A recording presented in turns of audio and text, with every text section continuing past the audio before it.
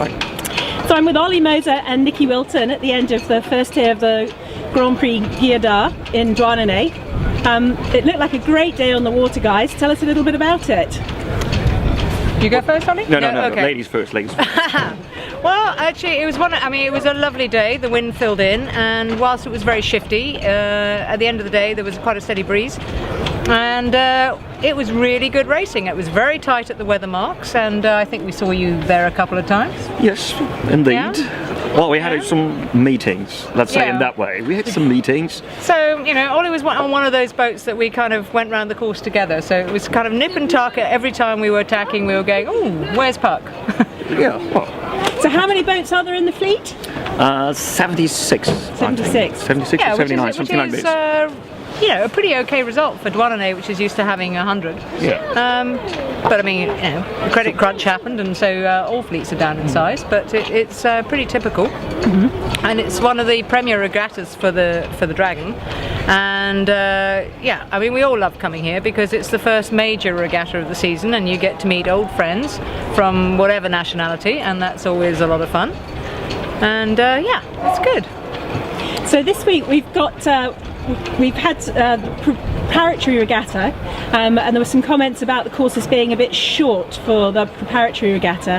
How were things today on the race course? Was the situation a bit better today?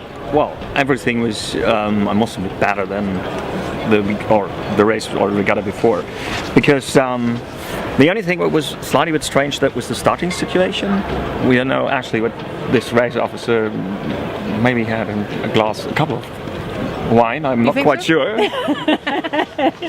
No, because we had a wind shift of, it was 20 degrees, second start. That was a bit strange, but nevertheless, I must admit, it was a good race officer. The distance was okay, it was not too short, because last time it was too short. 1 nautical mile is too short, and he posted 1.9. 1.2, and he had 1.9 today. Yeah. Which was a much more decent beat, and then he has a tendency to shorten up the next leg, which is fine because by then the fleet has spread itself out. But anything under 1.6, and it's kind of crowded at that weather mark. Right. There's a lot of boats to get around there on that. Exactly, it's quite heart attack country. Yeah. So what are your goals for the week, each of you? Oysters. And trust me, he eats oysters. Yeah, no, I think it's to get round with, you know, no crashes, and you know, post a good result. And here, you know, anything in the top 25% of the fleet is actually a very good result, because there are just so many professionals here and guys who are sailing all year round, and that's hard to compete against.